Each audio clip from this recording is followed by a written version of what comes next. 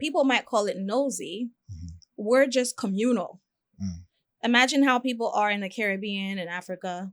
If it's my neighbor's issue, I have my eye on it because I might have a problem like that later, and I might have to look to how they solved it to know how I'm going to deal with it. Yeah. And because my neighbor's kid is my kid, I'm going to keep my eye on it because I'm interested. I'm invested. Mm-hmm. So Dwayne Wade's kid is our kid.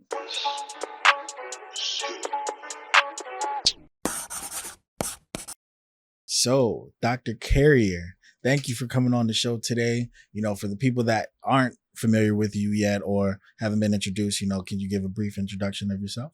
Well, thank you for having me. I'm really appreciative. Introduction, I'm Dr. Carrier. I am a licensed psychologist. I have been in the field for, how old am I now?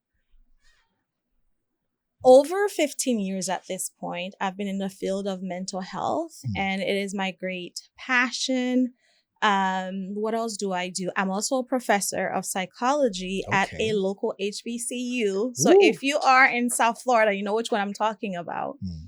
So I get to do two things that I'm really, happy to do. I'm passionate about things I've envisioned since I was a little kid. So that's who I am.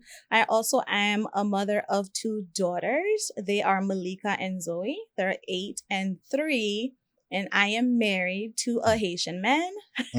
Very important to point out. I am married to my husband, Harold. So that's basically me. Love that.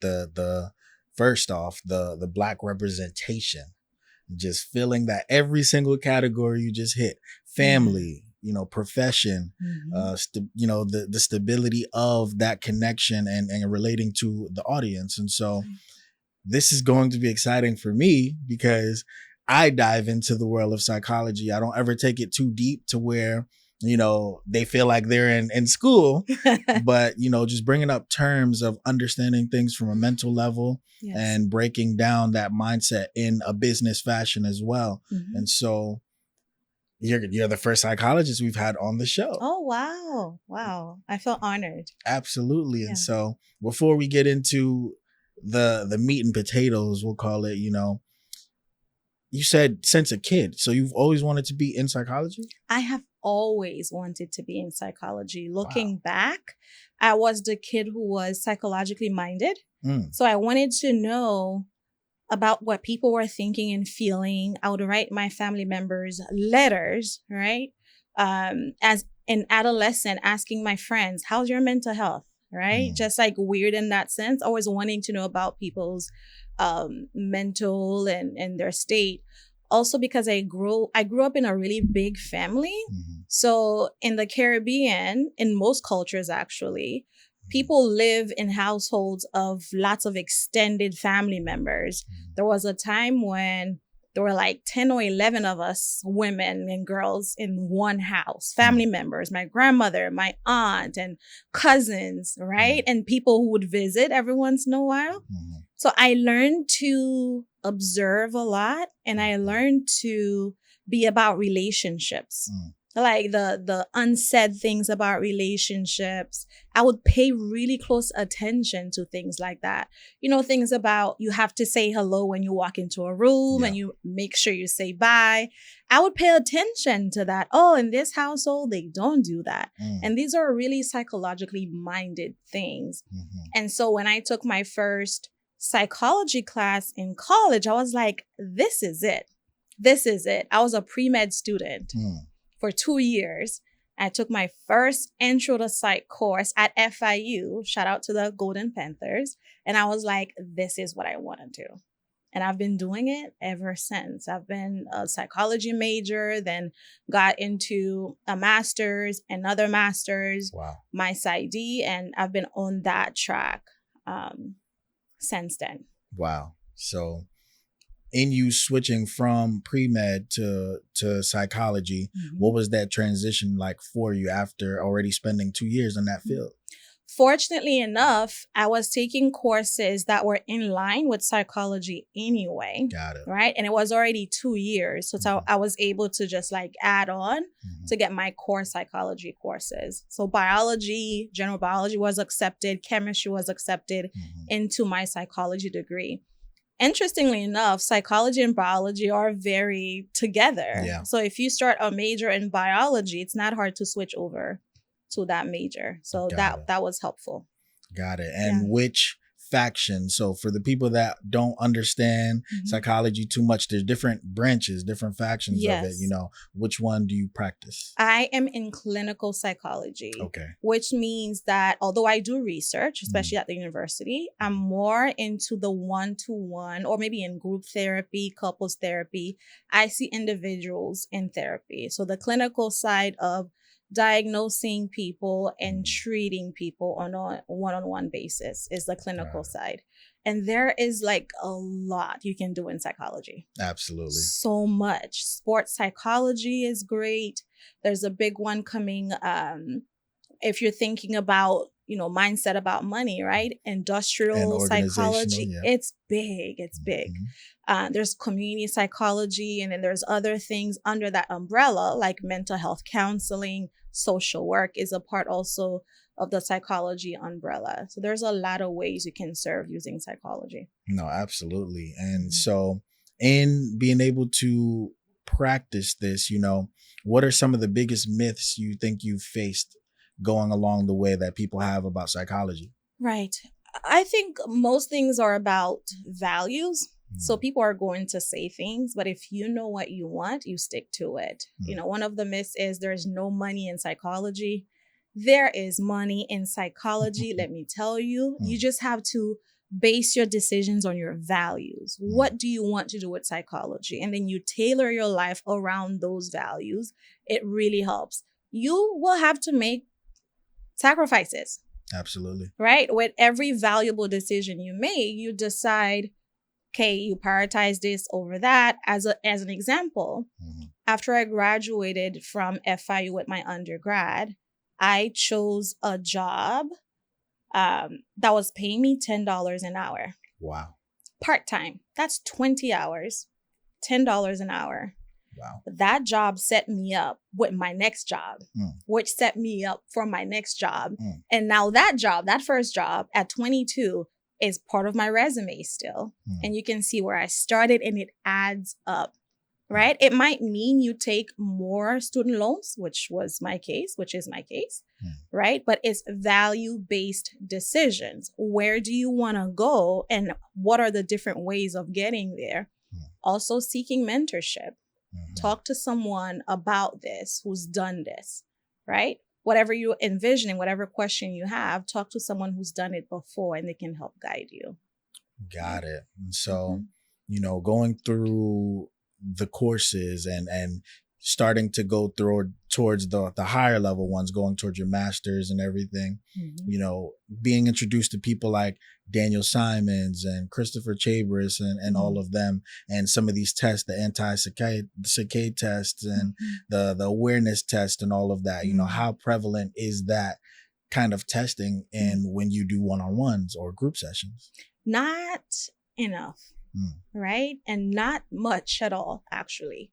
What we have to do as people coming to this field is to make it more culture-based, because unfortunately, the tests that we're using are measures that were tested on white men, and they were tested decades ago, right? So we have to make sure that we continue to update our resources. So when I'm seeing an individual, I'm keeping in mind about how Black people learn, because I know Black people learn differently. Absolutely. Right? I'm keeping in mind about how Black people relate, because we do relate differently. So even though the test might say this, I'm also putting in my social cultural context to help with recommendations, right? An example is a test I give a lot is the IQ test. As you know, the IQ test is a very, biased test. We all know this, right? And so when I am looking at a Black boy's IQ test, I'm very careful about certain areas, right? I'm looking at one area of that is the processing speed. People who are of collective cultures tend to have slower processing because they're used to relationships. Absolutely. They slow down. You've heard of island time. We slow down. Our processing time is different. And because we're so busy with the relationship aspect of things, I'm thinking about what you're thinking about, what your feelings are, how your face looks, your mood. Are you okay? I'm checking on you, right? I'm very sensitive to those things. Yeah. My processing is a little lower. It's not as quick.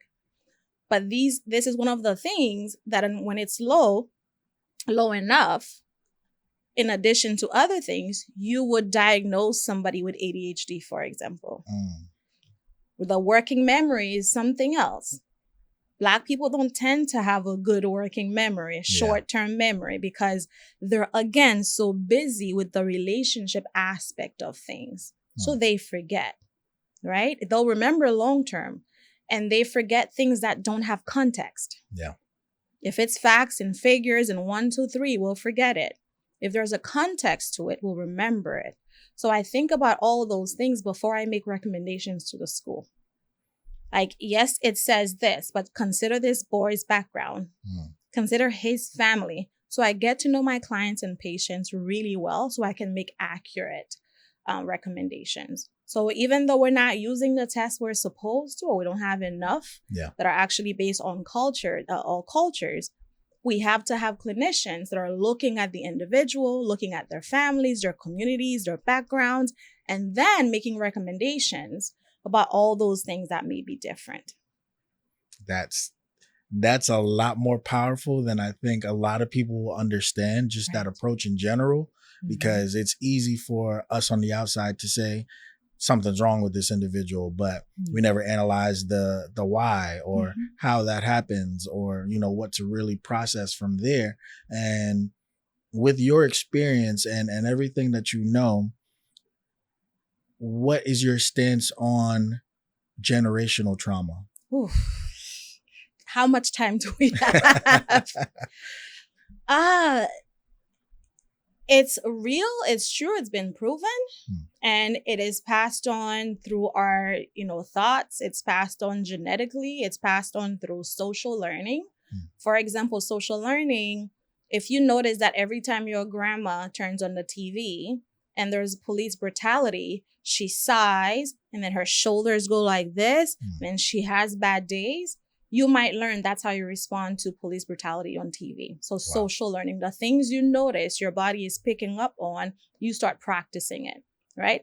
It's also passed on through our genes, because when we are stressed, our cortisol levels go really high. So if you are a mother and you're carrying a child and your cortisol levels are really high, you're passing that on, because your body has changed, because your heart rate is really fast because of domestic violence that were brought on because your husband saw it in his household. So the social learning is going to affect the genetics and is going to affect this child now. All these things go together. They create PTSD, post-traumatic stress disorder. They create bipolar disorder. They create all kinds of things, even more likelihood to have differences in learning, differences in thinking and feeling. All those things can be passed down generationally. Wow. And that makes me think of even a sensitive topic as like mass shootings, developing, and a lot of the mass shooters now, or that have been within the last, 5 to 10 years, have been kids. And they've done it in public school places. And now these kids that grow up and go to school that don't really have much of an idea to the outside world are practicing these drills and practicing this. Does that incite some type of trauma to this generation of children? Absolutely. So there's something with preventing something or preparing something you can have a conversation about. But when you don't give enough of the information, all you have is a reaction to the thing, right? that's going to cause some trauma, because all a kid knows is I'm locked in a closet because there are bad people that exist. Versus there's a lack of mental health training, the community and all of these things are not being addressed, having conversations about politics, about gun safety, all of these things. All right. So the missing picture, because we're picking up kids like in the middle or the end of the story. There are bad people. Let's put you in the closet. That's scary. I see children with lots of nightmares about these things. They have anxiety about schools. One of the places where kids have the most anxiety, in my experience, is in the school system because it is not a safe place. I remember growing up in the Caribbean where I didn't like summers very much. I preferred to be at school because that's where my friends were. Yeah. That's where my teachers were, my principal, the people that I got to learn from, the books that I loved, they were at the school. Nowadays, it's different. Kids can't wait to get out of school. They love early release days. There's so much stress that happens at school. And these drills without enough information, not that they shouldn't happen. We need to give the background information as to why this is going on. It's causing a lot of stress in children for sure. And, you know, there's two other questions I want to ask. And the first one with that is the educational system in itself, what we're being taught on a structural level from just general math, you know, science, history especially. That's a main topic, you know. How does this frame people or children to set up to go to high school, then college, then, you know, go through these systems of this education? It's not enough in real life. And depending on what section you're looking at, depending on what population you're looking at, it's worse. The more you are othered, the worse it is for you. So even though the amount of math, the quality of math that is being taught is not good enough because teachers have to go by a specific kind of structure. This is what's on the test. So this is what I have to teach. Their curriculum is made for them and they have to follow it. There's no room for creativity, especially in public school, right? So they have to follow it. And then you have other things, behavioral issues. They don't have a lot of room to be creative in that sense either, because they have specific protocols for specific things to happen. So you have communities that have the resources. What they do is they put their children in tutoring. They do mathnasium over the summer. They do life coaching. They do executive function coaching. So for those that have learning differences that show up as ADHD, for example, parents who have the means, they put their children in what's called executive function training or coaching, whereas they have somebody who'll teach them how to organize their supplies, who'll teach them how to have specific routines and systems in place to be better equipped to pass the class. Right? We don't have those if we are not educated, if we don't have enough resource. Imagine if you are a single household, whereas it's just one parent and no resources around. So grandma's not in the house, right? A single person household. That means you go to work, you work really hard, you come home, you hardly have time to check the work. And then your kid goes to school. You don't have the patience. You're more irritable because you have to pay the bills, right? So all of these things add up. The intersection of all of these things is important. The more resources you have, the more time you have to look up things to help your kid, and the better the education. Most of the education in this country has to happen at home. So you have to have parents who are reading with the kids. You have to have parents who are doing the racial socialization. Very important. Teaching your kids about, here's your skin color. Here's what it means. Here's your hair texture. Here's why it is the way it is. Here are the products we use. Here's why we don't use this product. That's racial socialization. That has to happen at home.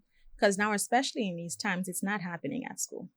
The history is not being taught at school. So you have to educate your children. So I say all that to say, again, prioritizing what's important. The time with the children, you're responsible for educating your child. The math, how far do you want them to go? What's your vision for your kid? Do you know what your child is good at? Yeah. Right? Versus saving money to go like to Disney, although important. Maybe save money to get them tested for IQ levels. So you know, what is my child naturally good at? And how do I help them succeed some more? What are some areas that need to be improved? And how can I get a tutor come in and help them? The system is probably not going to change for a while. Yeah. But it's in the home. We have to take responsibility, personal responsibility, to get to know our kids and hear them. If they say, I don't like math, find out why. What about math is giving you a hard time versus go do your homework, get out of here, right? Just make it happen, right? Don't you bring an F at home. That's not helpful, right? That's actually even more harmful. So get to know your kid, get to know your teachers for your kid, like really get to know them, send them messages, go to the parent-teacher conferences, get to know the principals, send them emails, get to know the school system, be part of the PTA, make the time. That means you're going to have to rearrange your money. You're going to have to rearrange your time. Those are your two main resources. You're going to have to go back to the community, find help to pay whatever bill because you have to free up time to go speak with the teacher. Identify your village. Who's a healthy person who can help? Have them help so you can go to a PTA meeting. So you're going to have to be really, really thoughtful about how you're managing those things to set your kid in a good place. So the system, that's not it. That's not the answer. It's your home environment and what you're willing to do, how you're willing to look at the thing. That's where you can help. No, absolutely. And you brought up a point to understanding culture as well, where just not too long ago, there was a Black professor or Black teacher that went under fire because maybe like 4 or 5 young Black girls were braiding his hair. Yeah. And, he was recording himself to protect them, to protect himself. And that's what young Black girls in our culture do. Yeah. And he, the parents were under his post saying, no, he's an amazing teacher, that he teaches them and he actually learns about the individual, learns about the child outside of just the school system. But he went completely under fire. And then he came back again with another video, and it was a white teacher doing the same thing, but didn't get the adversity that he got. Why do you think those situations happen in that? 2 things. I think cynicism is a trauma response, whereas we don't trust anything. We don't trust the positive meaning something might have. We go directly to how bad this must be. We also tend to sexualize everything. Like everything is about the sexual organs. But you saw a beautiful relationship with this teacher and, his students. We sexualized, we over-sexualized it. Another thing is Black men are considered as aggressive and over-sexual. So when we see them being kind, and by the way, this is very contradictory to what we're saying we want. We want Black men to be sensitive and loving and caring and nurturing and open, and not just to see Black girls and women as sexual. And they're showing that thing. That man was showing how he can be caring and open and nurturing and tender with his students. We flipped it to sexualizing the whole thing, right? So how does he move now? And the ones watching, how do they move? How are they going to be open and vulnerable in the future, knowing that there's this backlash that might come? Yeah. Right? We tend to see white men as, human. We assume, we have positive assumptions for them. We assume it's just something natural and normal. Look how caring he is. Look how giving he is. But because we tend to look at Black men as aggressive, as sexual, we're thinking about, oh, he's sending bad messages to these girls or whatever. So it's a weird thing. Yeah, no, that's it's just I don't even know a word to put on it. Yeah. It's just a lot. And the third part of relating to the school system in an age of digital deluge, you know, how does that change the perspective of kids now versus back then? We grew up outside at the parks, and we grew up, you know, in the sandbox, or come in before the street lights turn on, or things like that. And there might still be elements of that now, except we're in more of a digital age where social media is very real. Instant access to things are very real. And you have teenagers or younger that are millionaires. Yeah. You know, so how do kids still maintain a level of don't grow up too fast? Right. And also, how do they learn maybe how to socialize and learn for themselves who to trust and who not to trust? Because that's a thing you have to develop on your own. If you imagine when your parents told you, you know, so-and-so is no good, he's a bad influence, you had to do the work on your own because you were allowed to test it out to see for yourself. That's something that kids nowadays are not getting, because everything is kind of curated for them, and especially with the digital world. So it's not helpful at all. However, it's not an all or nothing situation. Some of the things that happened in the past were not good. We had so much access to do whatever. That means a lot of bad things happened. Like the bad people in the village, you know, bad people, they had access. They did a lot of damage. And so the way we responded to that trauma is by closing everything up. We have to make sure like we're super on top of our children. They have no access to the outside world. We have to be flexible.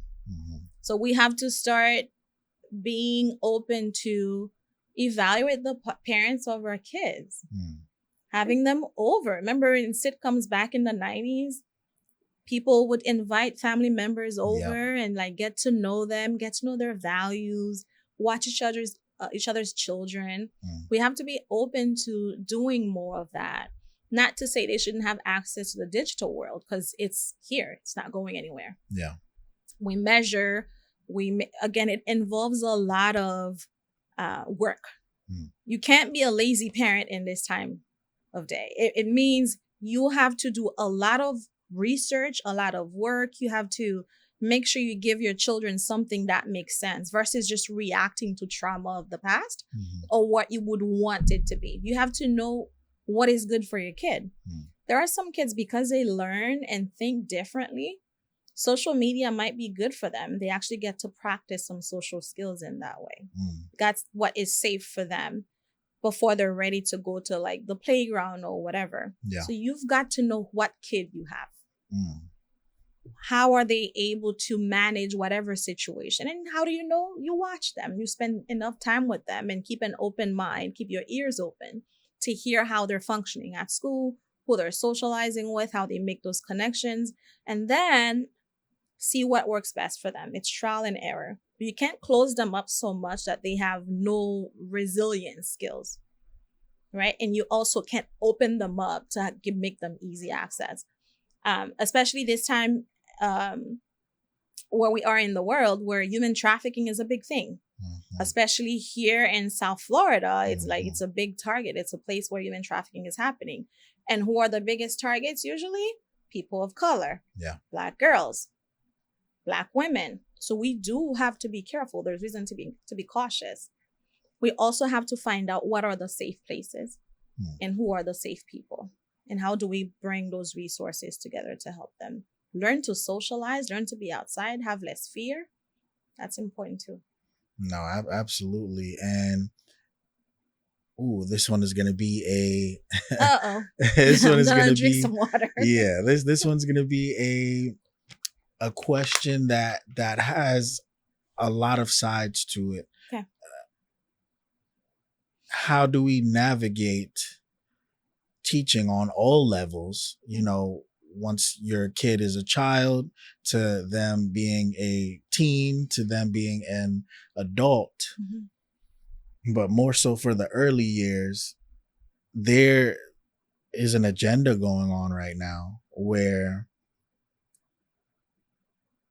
there's a lot of activity from the LGBTQ community, and it's being pushed into shows and programming, and it's being just a lot more common versus back in the day. You might have had shows like Sesame Street or Arthur or you know, Dragon Tales, but now you have Dragon Tales. You just give me a flashback. Now you have different shows that, you know, might have two girlfriends or two boyfriends and push a whole different narrative. Yes. How do you? And kids will ask question, right? And if they're not seeing it on TV shows, it's gonna happen in the school. They're gonna see it in their parents, the parents of their friends, right? So are you ready to have your mind flipped? Are you ready to have your mind like blown in a sense? Yeah. Right? In Africa, the mainland, right? Diversity is a thing. The reason why we're less diverse as a people in America now as Black people is because of the systems we've been through, right? For as long as we know, there have been differences in sexual orientation, gender identity. It is not a new thing at all. Yeah. What is new is, because of Gen Z, I love them, they're more open to having those things out in the world. Because of that, we have fewer rates of suicide. Because people have been gay, people have been trans, people have been all of these things from the beginning of time. What is different is people are now feeling accepted. And so more of that is happening in the world. That's what's going on, right? And the more of the acceptance you have, the less likelihood of you hating yourself because of this thing you feel. And the less likely it is that you are going to attempt suicide or even succeed at completing suicide, right? And it is happening, especially our rates are going up for our Black kids when it comes to suicide attempts. So it's something we have to be very, very careful about. And what I have to say about sexual orientation, everything being on the LGBTQIA, is, again, watch your kid, get to know your kid. The likelihood of having a child who's on that is in that community is very high. Research is showing that there's a very small percentage of people being like this or that. Most people fall on like the middle part of the spectrum. People being on the tail of this or that, there's a very small percentage of that. Love is about seeing and discovering people and accepting them to let them be who they are so they can fulfill whatever their purpose is in this world, even if it is just to exist, right? And a part of that love has to do with learning more about how people are different, learning how to show up for them and be different. And what these shows are doing is showing a lot of that, especially with the thought, the purpose of maybe decreasing the amount of suicide, helping people be more at ease within themselves. So that conflict, that anxiety of not being accepted is not a thing. I do have to say, your religious values, your personal values are important. You are still allowed to talk to your children about what is in the world and then reminding them, in this family, this is where we stand. And also, you're supposed to treat everyone in a nice, kind way, because in this family, we believe in kindness, right? So your values, it goes back to your values. You may not believe in something, but you can still teach your kid. And by the way, before your kid watches a show, you should watch it before them. So you know what's on there. So if that's not something you're not yet ready to expose them to, or something that you're thinking about, or you're just not sure, that makes sense. Even in the LGBTQIA population, Q is one of those things, questioning, right? So if you're not sure, you are allowed to like pause their access to those things from social media and from TV, and then search within yourself, wherever, and watch a show before they watch the show. You're still doing your parenting, you're still educating. teaching them about values, religious and otherwise, cultural and all of that, letting them know in this household, regardless of your belief, you respect people. And outside of this house, you respect people. It is not your job to say what is right or wrong. If somebody is hurting you, please speak up, right? I want you to respect people. There are people who look differently than you.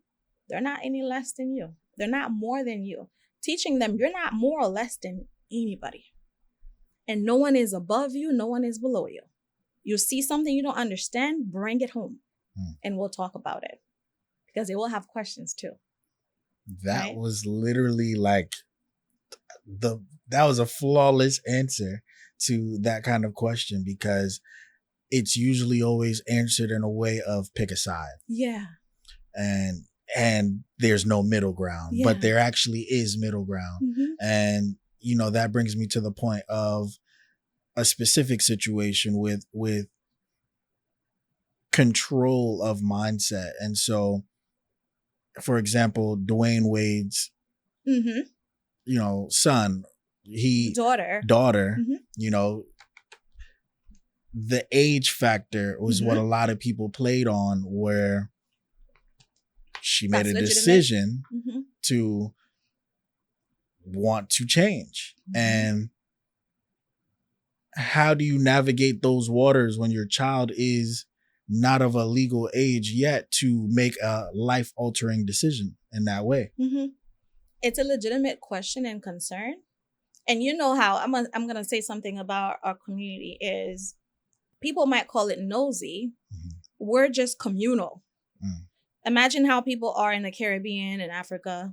If it's my neighbor's issue, I have my eye on it, because I might have a problem like that later, and I might have to look to how they solved it to know how I'm going to deal with it. Yeah. And because my neighbor's kid is my kid, I'm going to keep my eye on it because I'm interested.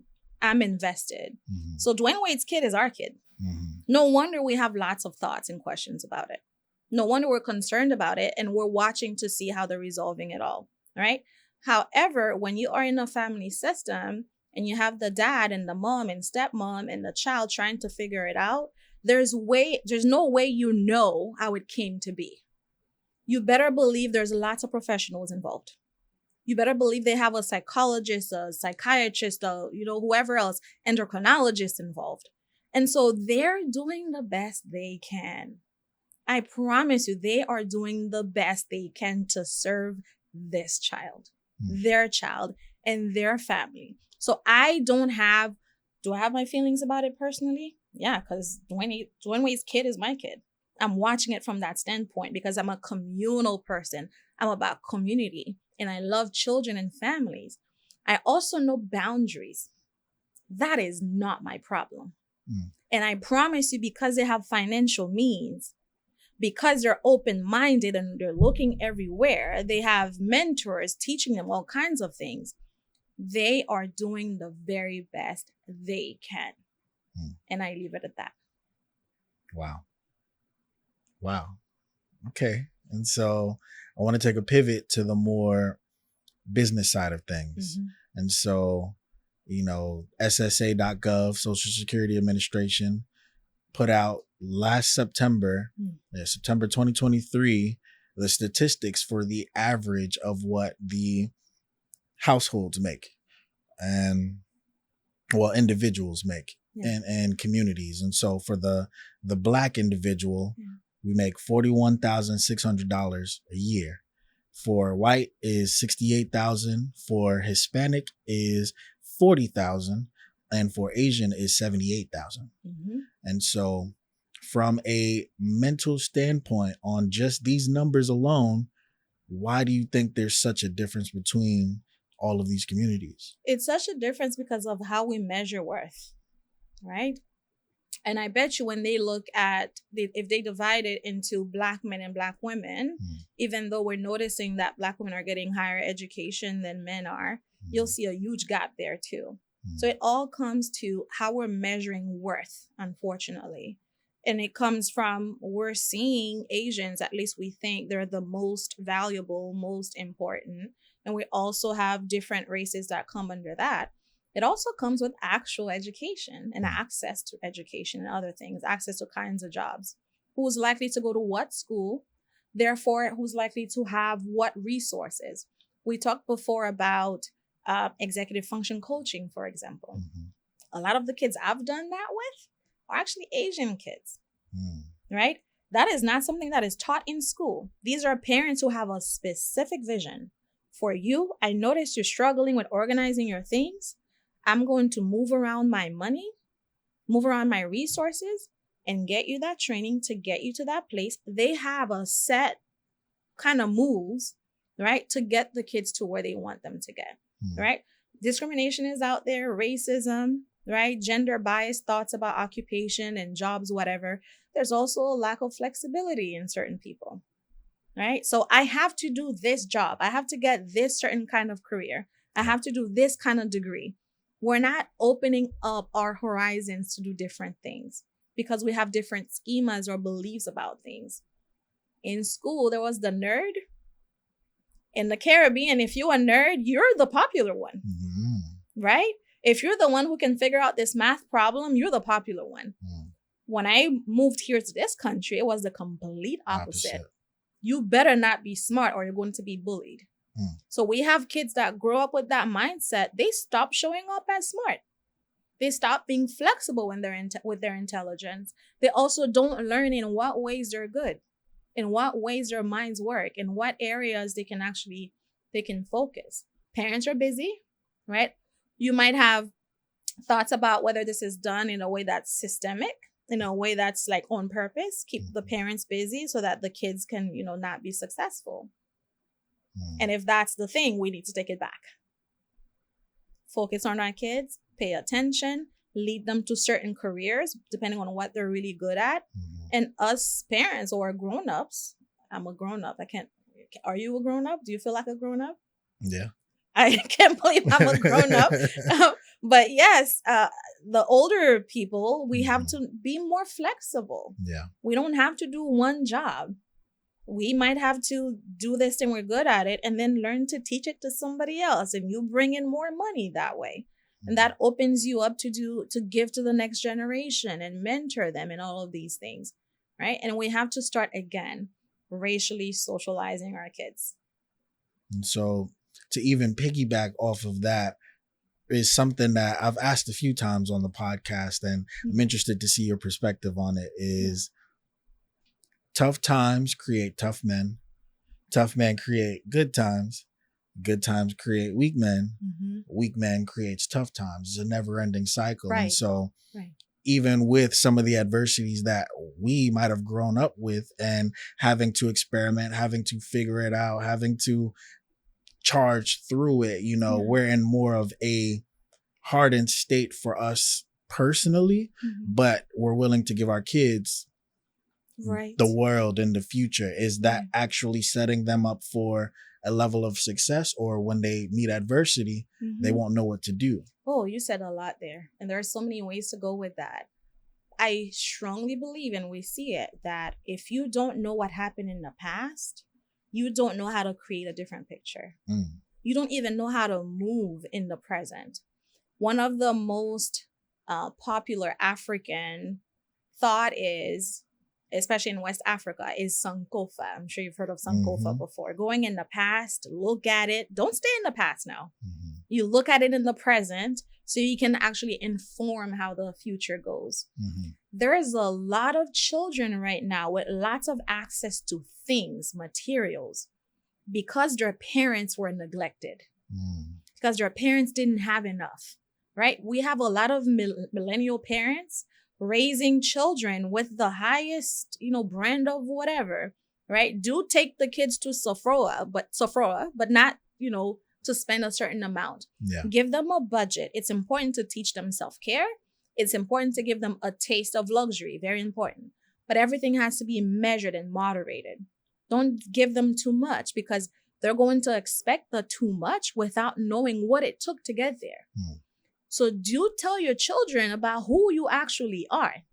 Tell them about the neglect you experienced, right? Show them the people in your lives that didn't give you things and why you're behaving in this way, so they can make a different decision. And how are you going to teach them? Depending on their level, right? You're not going to tell a 10-year-old, oh, mom was neglectful and that's why I give you this Chanel bag. Little by little, you're like, I care about you. You deserve to go to sleep. You deserve to be fed. You deserve to whatever, rather than me letting you watch the TV late at night.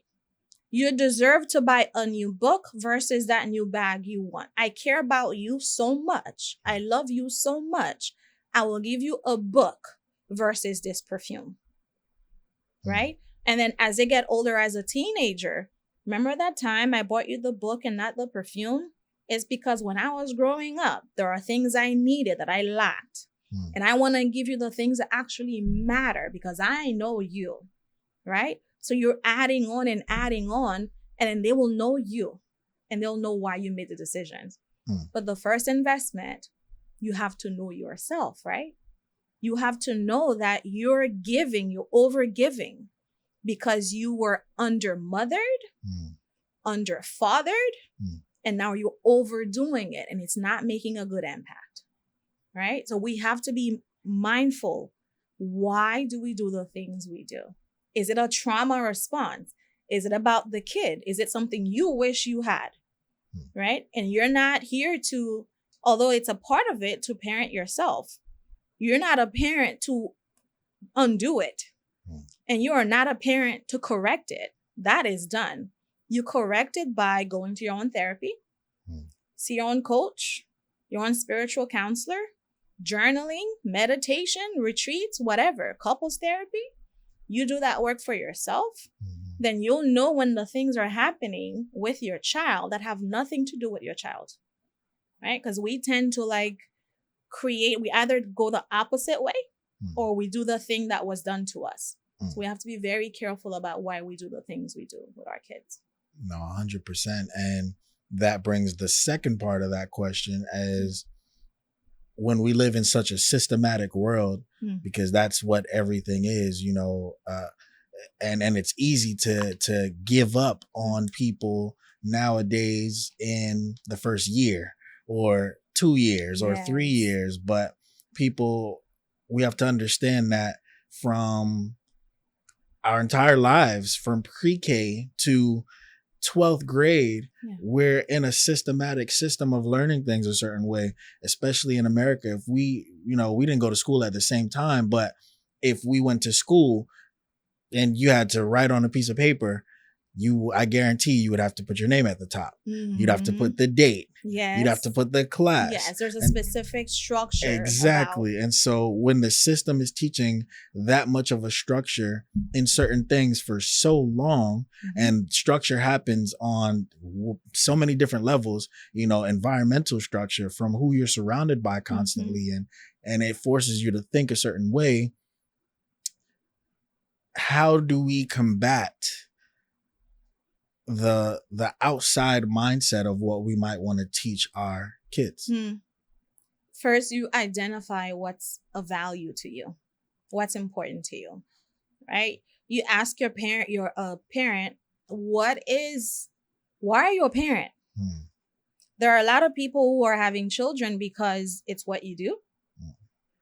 Why are you a parent? Why did you decide to parent and raise a child? Because it is a thing you can opt out of. Because you are literally raising the next generation. Your impact is huge. How did you become a parent? Why are you a parent?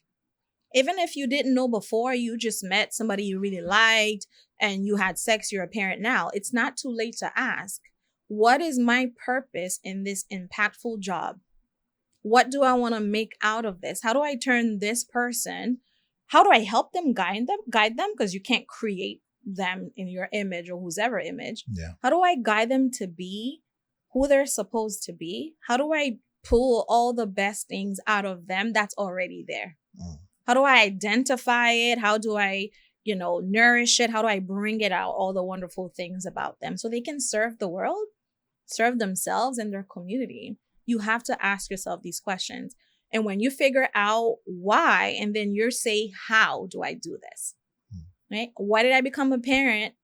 How do I become this parent actually? Here are the specific steps. I'll give you an example, and this comes from my personal experience. As an immigrant, my mother left Haiti to come to the United States when I was 8 years old, right? My dad had already been here, and that's just the way things were done. Your parents would leave, they would leave you with your extended family members, and they would take care of you, and that's how it was. There's a specific trauma that happens when your parent is not around, because you have a biological thing with your parent, right? You have a thing with your parent. If they don't exist anymore or you're adoptive, it still creates something, right? Yeah. But there's something that the mind struggles to understand. Even if they get it, the mind gets it here, but the heart doesn't always get it. My parent is available. They are alive. Why are they not in this house? I don't have access to them, right? So because of my experience, and I've gone back, done the Sankofa part of it, looked at it, and I know it in the present, one of my biggest values, if not number one value in parenting, is availability.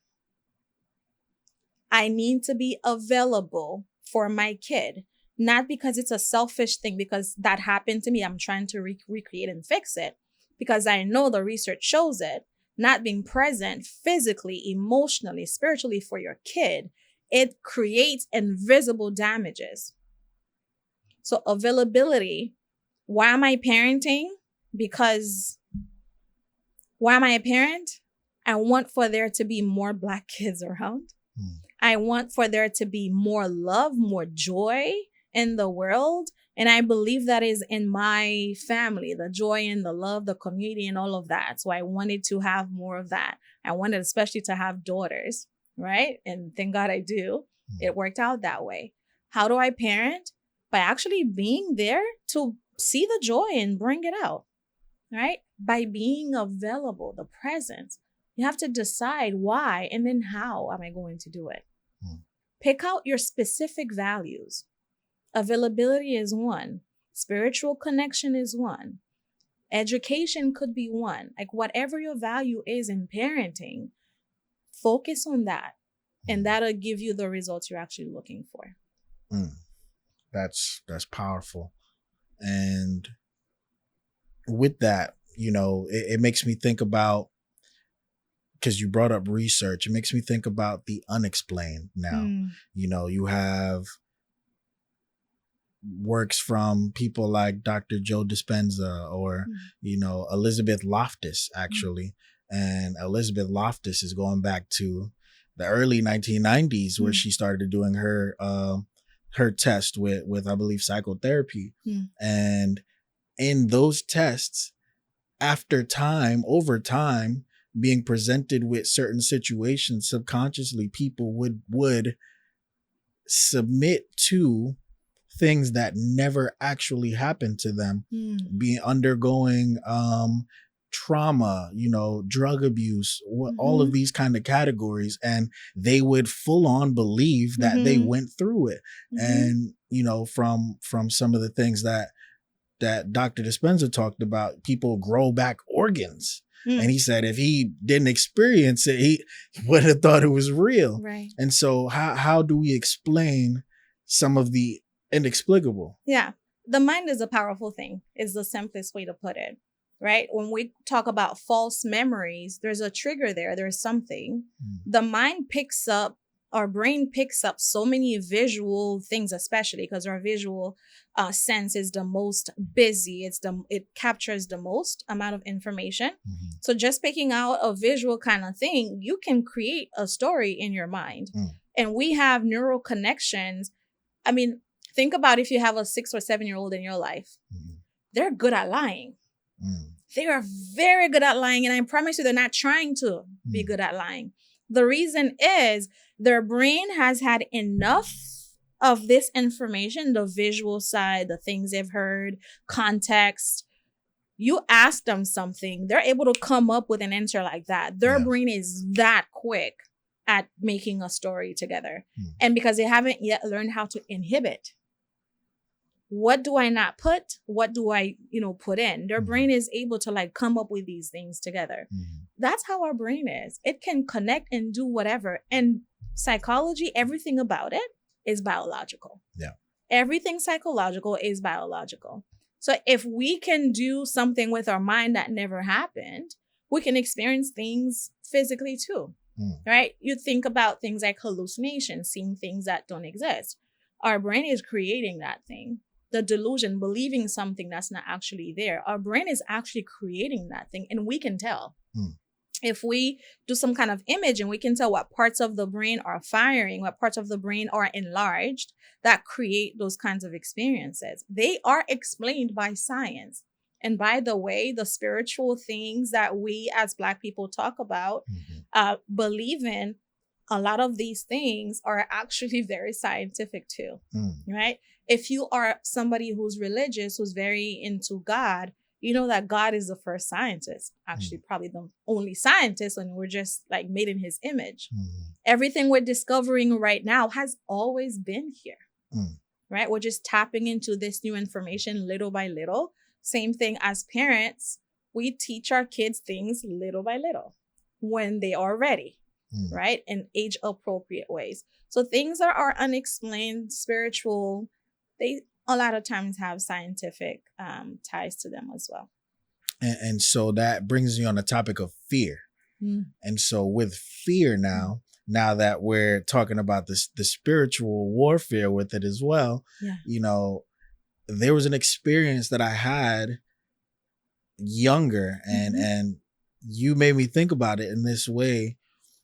In Orlando, there was I guess, you know, in the Caribbean, we call them aunts, but it was somebody who was dating my father back then. And, you know, everybody's your auntie. Yeah, she's just our aunt now. And so he was in New York, and most of us would gather in the summers to go stay, you know, and see our brothers and sisters and whatnot. And so the lady that he was dating was a free spirit. She's a nice person. I just saw her the other day, actually. Still, they're not together anymore, but she's still around the family. That's just how it is. Yeah. And she played with a Ouija board.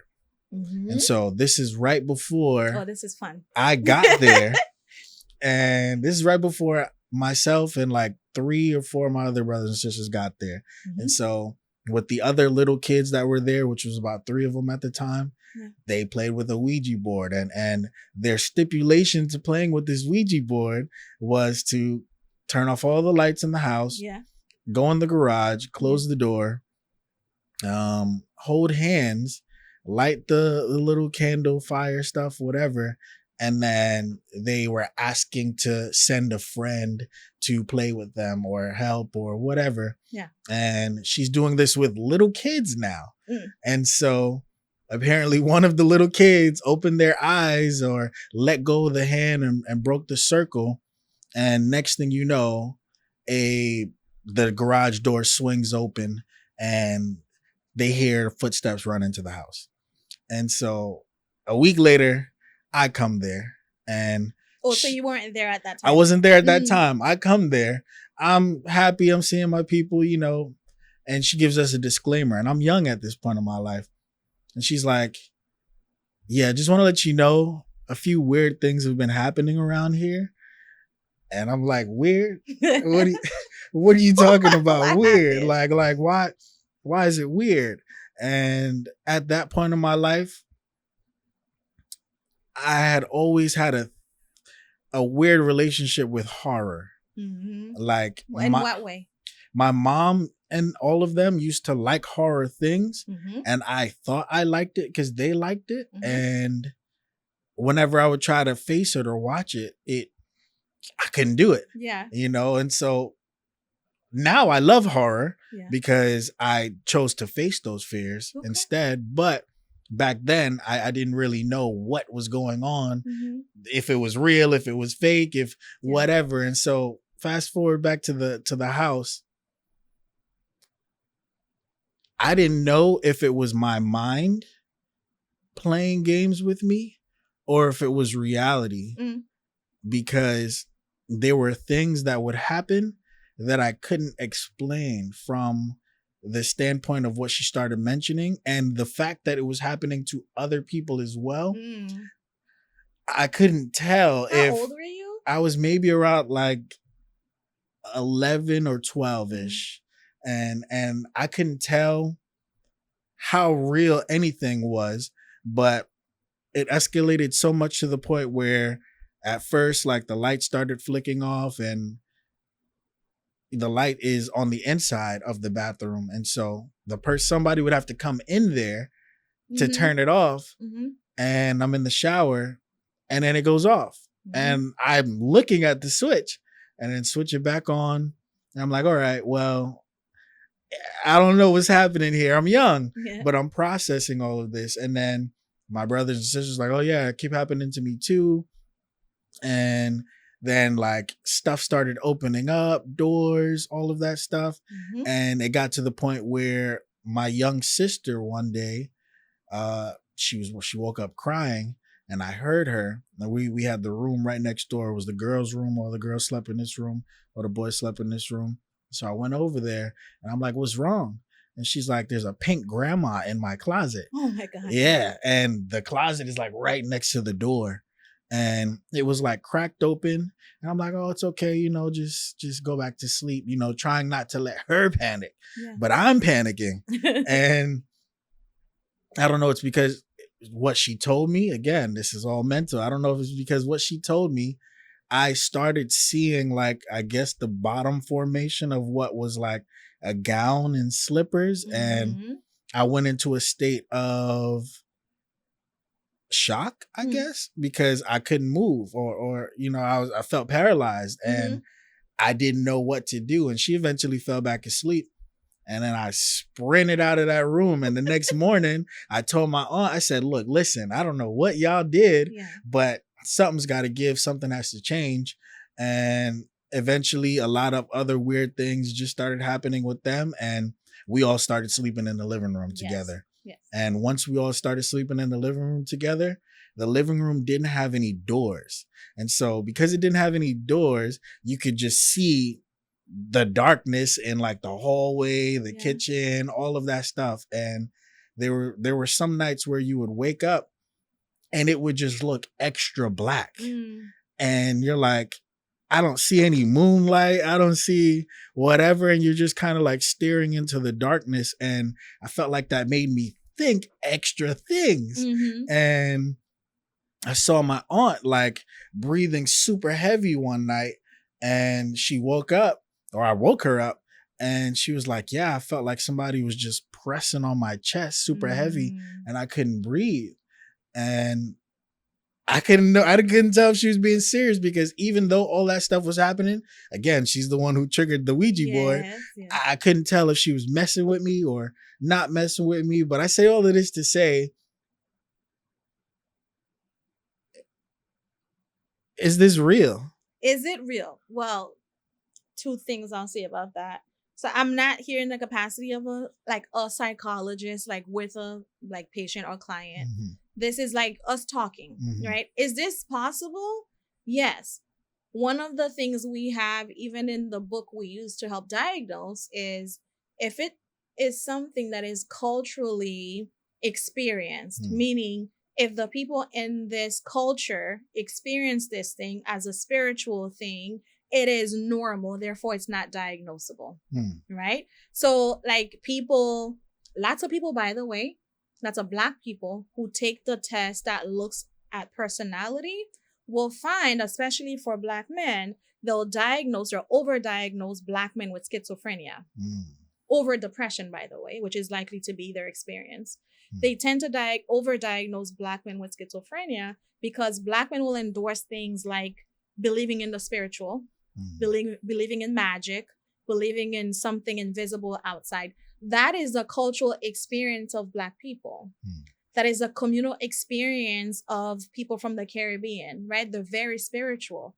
Because you're spiritual in your culture and specifically in your family, is that possible? Yes, absolutely. Right? It's very possible that you experienced something where you saw those things. Number one thing when somebody says they have those experiences is first believe yourself and believe other people who say they have those experiences. Because how are you to know? Right? How are you to know? If the whole family is saying they had the thing, they had the thing. Believing in yourself, in your people, in your culture, in things you don't know is very important, right? And it's not necessarily like a diagnosable thing. It's just the experience of people. Yeah. Right? It's important.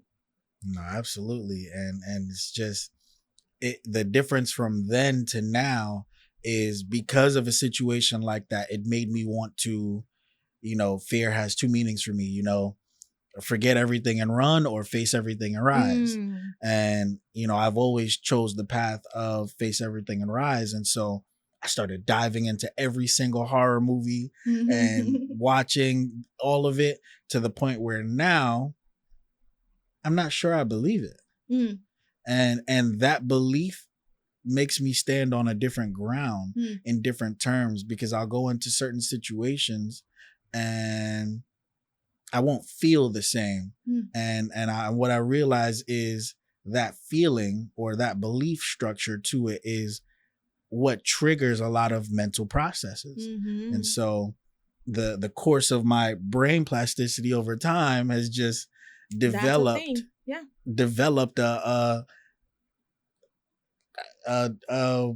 not a cure, but a defense for it almost. And so I feel like that's something that happens in the world of business as well.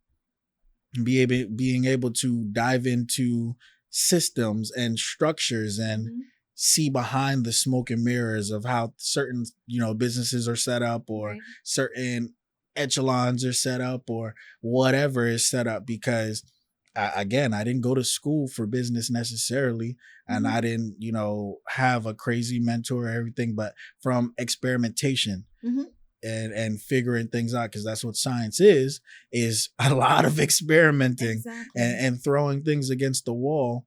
And when I tell people, they see the level that I'm at now, now with Dan over the last 5 years, we've done easily 10 million plus versus back then 10 years ago. I've always had the mindset for it though. And so finances follow eventually. But in teaching people today from a mindset perspective, patience is often a category that comes up, and the fact that I don't really think we understand what patience really is anymore, because we live in such an age of instant gratification. True.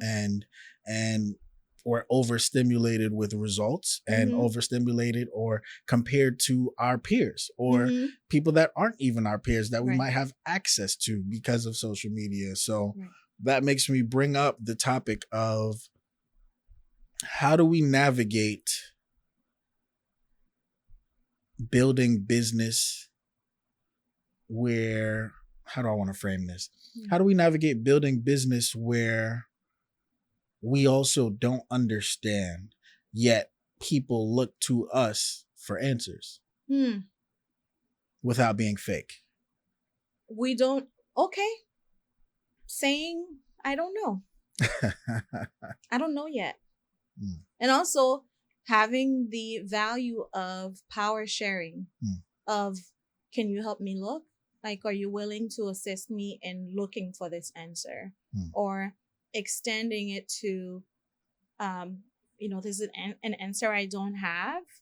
Are you like open to like look it up and bring it back and we can talk about it? Let me find out, right?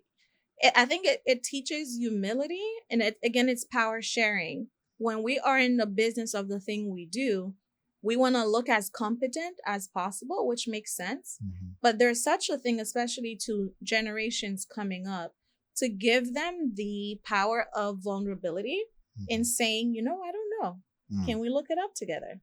Like, this is an area that I'm not competent in. This is not my area of expertise. Like, I can say like spirituality, although I'm a deeply spiritual person, I don't treat people with spirituality unless it's something they bring in and will incorporate in their treatment plan. So if there's something I don't know, I have to be able to say, part of my business model right now as a psychologist, like, I'm not going to use spirituality because It's not a thing, or your specific spiritual, like you're going to have to guide me. Like you're the expert in this sense. Like we have to be willing to share power, share privilege, and let people know when it comes to this little part of it, I'm going to like walk behind you. Is that okay? Like I'll ask you permission to lead me on this part of it and I'll guide you the best I can. So I think there's room for that. No, that's great perspective on it, and it's real. And you know, the last question that I'll have is, when can somebody know, or when might somebody know it's the right time to have a conversation with someone like you? Ooh, when it's the right time to have a conversation you mean with a psychologist? I would say as you see yourself growing in areas and not knowing what to do next. Okay. Like, and I'll give specific examples. If you find yourself to be like a college student and you are a first generation college student and you don't know the territory, you don't know what to do about that. Not that you're going to get college mentoring, but you're going to enter a phase in psychology or in therapy, whereas you're going to be realizing how much you actually have strengths and how you actually can figure this thing out. I think a lot of people are not able to make it through a lot of things because no one looked at them and said, actually, either let's find your strengths to do this or let's look somewhere else to get you something that is equivalent to that thing you're wanting to do. So transitions, if a relationship is breaking up, if you just start a relationship, if you're looking to buy a house, if you bought a house already, if you lost your house, retirement. So life changes. It's a good place to get into therapy because you're going to need to look around you for your skills, for your strengths, to transition as smoothly as possible. Yeah. And a therapist will help guide you to identify those resources, to reallocate your money, your time, your people, your social support, your strengths, your values, your skills. So what we tend to think as a problem, a psychologist can help you figure out, is it a problem? Does this just mean you need to like reevaluate? Yeah. And what can you bring with you? What tools do you need to make this thing go easier for you? Got it. And that, I thought that was the last question, but it made me think of something else. And in that, at what point do we essentially become our ancestors? Oh man. I mean, again, if you have kids in your life, and like I have my daughter who looks just like my husband's mom, who she passed away last year. She looks just like her grandma. My husband looks just like his mom. My daughter looks just like my husband, so my daughter looks just like her grandma. And she only got to know her grandma for 8 years, right? Imagine if she hadn't gotten to know her grandma, and no one told her, this is who you look like. She would have never known. These traits are passed down psychologically too. We behave like people we've never met until somebody points it out. That thing you do, like my younger daughter, when she laughs, she sounds like my mom, right? We become our ancestors way before we're aware of it because these things are like in us. They're passed down, our DNA, our psychology, biology, mannerisms, right? We become them. And if we don't look back, we start to repeat those patterns, right? Things that they used to love to do, things they hated, things they didn't, they weren't good at. We become those people too, right? And for better or worse. But the more awareness you have, the more you know where you come from, then you can actually tailor your experience. And then you teach young ones coming after you who you are and who they are. You help guide them into figuring out who they are. And that way, if they are going to become like our ancestors, at least it's on purpose. It's not an accident and it's not a bad thing either. They're good. We all know our ancestors have good and bad. And if we're not careful, we can pass on the bad stuff without intending to and miss out on the strengths, the good stuff, because we weren't in touch with who they actually were. No, absolutely. And we definitely have to have a part 2 to this because the amount of questions that just opened up in my mind, and I have one more last question though. last one. Listen, my nickname growing up was radio, so I can talk all day. me especially as well. about psychology. Absolutely. And this last question is, when we have like,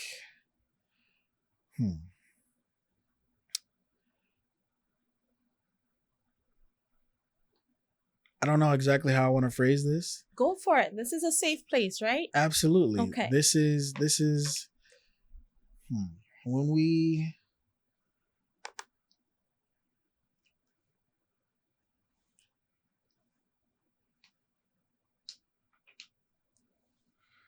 who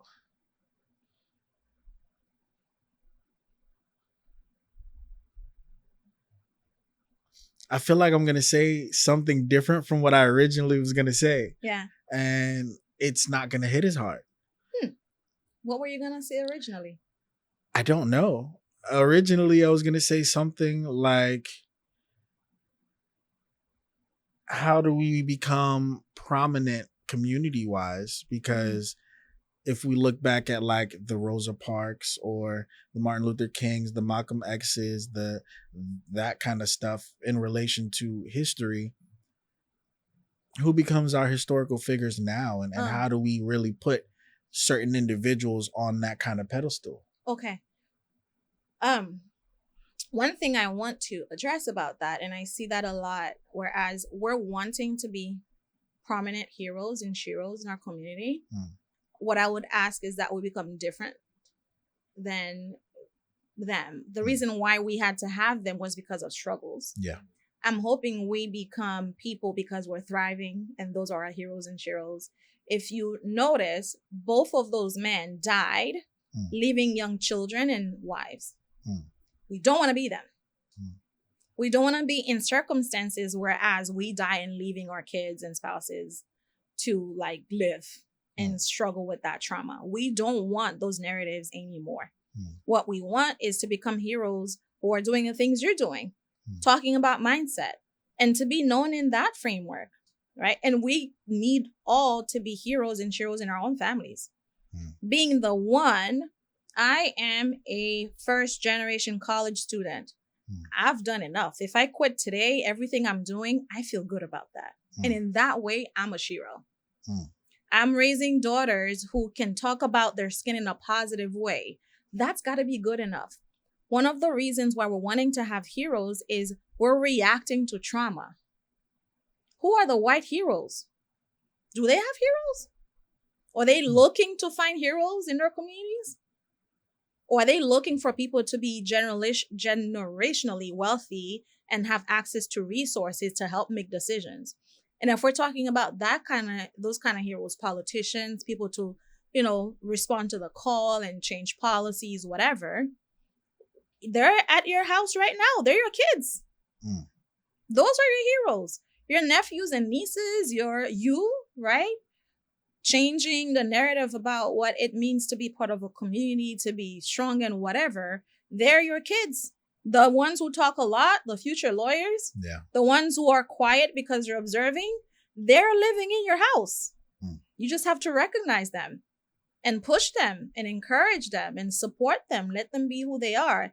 And they are your heroes. You are your own hero because you're the one probably in your community to talk about different ways of education, self-guided education. We all have this mindset of you have to have gone to college and done this and this, having gone to that linear thing to be worthy in a certain sense. When you change the narrative, you become somebody different because you're you. That's being a hero or shero. Sitting in your seat as a person you are. That's your self-worth. Right? Absolutely. And that it actually reminded me of the full scope of the question that I was going to ask. Yes. And how do we navigate the generational trauma from events like Tulsa, Oklahoma and Black Wall Street and Seneca Village, where Central Park is now built on top of, and gentrification of, some of the areas that were Black prominent thriving cities, even out here and in South Florida. How do we build new communities? I would say take your wins the little things, they do add up. I think we tend to, as Black people, go all or nothing, but things are additive. Like, add into the people that you see doing the good work. If you know a businessman, invest in their business, buy things from them. Small businesses matter. It's that one business and another one, and they add up, right? You start with a therapy practice here. A Black person comes to see you. You're a one-person practice. More people come in. Now you're a 3-person practice, right? And you grow that way, and you're helping all kinds of people in the community. And they're getting stronger in their fields as well. You have a politician come in, you help them clarify their values. They do better at their job. All those little things add up. I think we tend to want to look at big pictures, like Black Wall Street. It exists, but in different ways. We have so many like Black lawyers, politicians. We have them. We just don't have the community anymore. We don't know who's doing what. Yeah. That's what's different. No, that's 10 of 10 answer. And man, just Dr. Carrier, this interview was amazing. You know, we have seasons to this show. We've had people from last year. Yeah. We just started last year, but we've had people from last year that came on that have come back on for season 2. Yeah. And the growth, especially within our Black representation, because everybody's invited to this podcast, but I have a soft spot for the Black representation. It's just what it is, you know, because it's culture, and helping our culture understand better. The growth that happens from season to season is tremendous. And the conversation that we had in the room today, the knowledge that you were able to just share with everyone, perspective that you were able to share with everyone, it is definitely valued, and your time is definitely valued. Your everything is definitely valued for you just being here. And, you know, we definitely have to have a part 2 to this. I would love that. I'm so grateful to be here. I feel so honored to have had this conversation. I know we could have talked for hours. I looked at the time, I was like, what?